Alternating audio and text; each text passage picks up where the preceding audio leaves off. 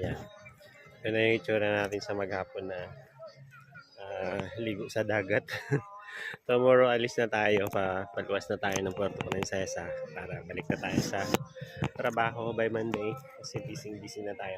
So, hindi na siguro tayo makapag ah, stay sa El Nido kasi gahol na sa oras kasi sa Monday makikipag-libing pa ako sa ating boss. So, kaya hopeless na. Siguro by the next time na lang, punta na lang tayo ulit sa El Nido pag nakabili na tayo ng ating GoPro. So, lahat ng island tour, dito siya nag-i-end. So, ayan sila, oh. Ayan sila. Ayan. Yung mga bangka nandun. Dito kasi sa CYC, although na hindi maputi yung buhangin pero may halong malalaking bato na yan, oh.